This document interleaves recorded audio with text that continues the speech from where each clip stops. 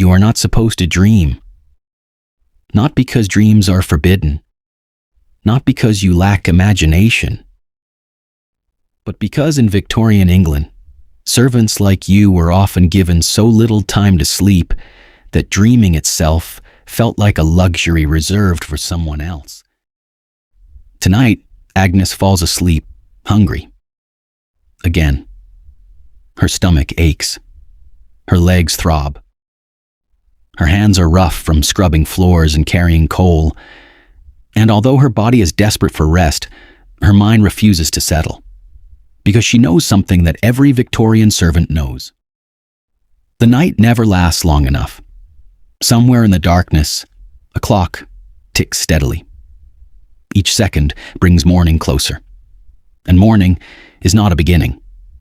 For Agnes, morning is a summons, a command, a reminder that her life belongs to the needs of a household far grander than her own.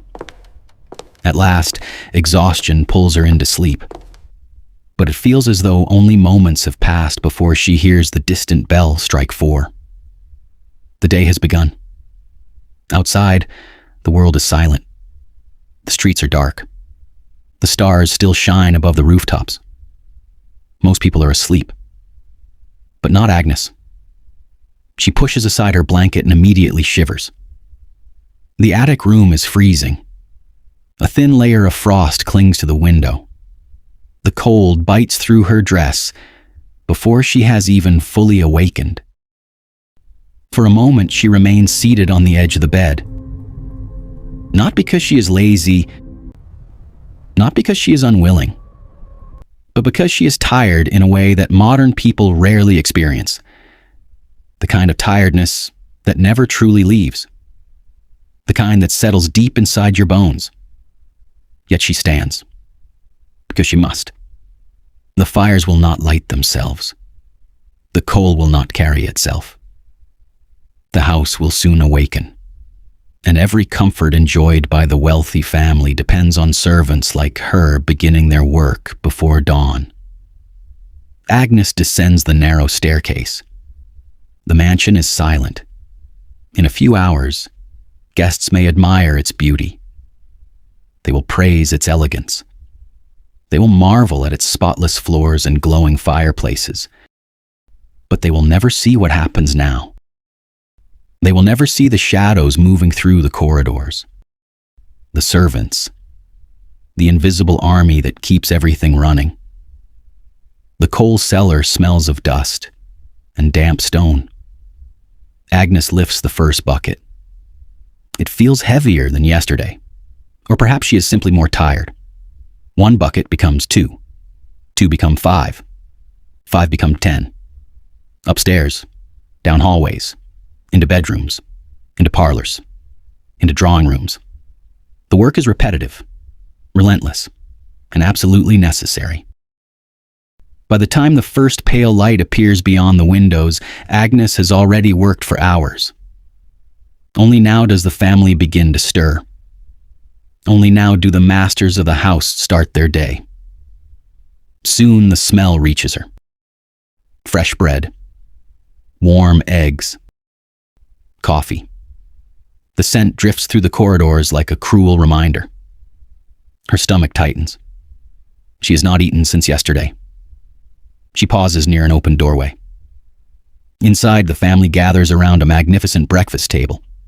Sunlight spills across polished silver. Conversation flows easily. Laughter fills the room. For a brief moment, Agnes watches. Not with jealousy. Not exactly. More with curiosity. What would it feel like to begin the day rested? To wake knowing your only task is deciding what to wear? To eat until you are full? The thought lasts only seconds. A bell rings sharply. Someone requires assistance. Agnes turns and hurries away. The day waits for no servant. Hour after hour she works. Beds must be made, carpets beaten, furniture polished, water carried, ashes removed. The bell system never seems to stop. Each ring is a reminder. Someone needs something. someone always needs something. And the servant's answer must always be yes. As afternoon arrives, Agnes finally sits down to eat. A piece of bread, a bowl of broth. Nothing more. To a wealthy guest, the meal would seem pitiful. To Agnes, it feels like salvation. She lifts the bread. Then the bell rings. Once. Sharp. Demanding. Immediate. Agnes closes her eyes for a moment, then places the bread on the table and stands. Duty comes first. It always comes first. When she returns several minutes later, the bread is gone. Perhaps another servant took it. Perhaps someone hungrier than she was. No one knows. No one asks. Agnes stares at the empty space. Then she drinks the broth and returns to work. Because there is no time to complain. The house does not stop. And neither can she. As evening approaches, preparations begin for dinner. This is the most important part of the day. The silver must shine. The glasses must sparkle. The dining room must appear perfect. Guests begin arriving. Their carriages roll across the gravel driveway. Elegant dresses sweep through the entrance hall. Laughter echoes beneath chandeliers. Music fills the air. The house seems transformed. Magical. Effortless. Yet, Agnes knows the truth. Nothing here is effortless. Every shining surface, every warm room, every perfect meal exists because someone has worked themselves to exhaustion behind the scenes. Throughout the evening, she moves silently among the guests, serving, clearing, carrying, waiting, always present, never noticed. At one point, she pauses beside a doorway. Inside, the guests are laughing. A table overflows with food. Roasted meats, fresh bread, rich desserts. Enough food to feed several families. Agnes feels the familiar ache in her stomach. Then someone calls her name, and the moment is gone. Near midnight, the final guest departs. The music ends. The laughter fades. The mansion grows quiet. But even now, the servants are not finished. The dishes remain. The lamps must be extinguished. The doors secured. The fireplaces checked. Only when every task is complete may Agnes finally climb the stairs to her room. Each step feels heavier than the last. At last, she reaches the attic. The house sleeps. The wealthy family sleeps. The guests sleep. And now, finally, Agnes may sleep too. She lies on her narrow bed and looks through a small gap near the roof. Beyond it shines a single star. Silent. Distant. Unchanging. For a moment she watches it. Then she closes her eyes. Tomorrow will be the same. The coal.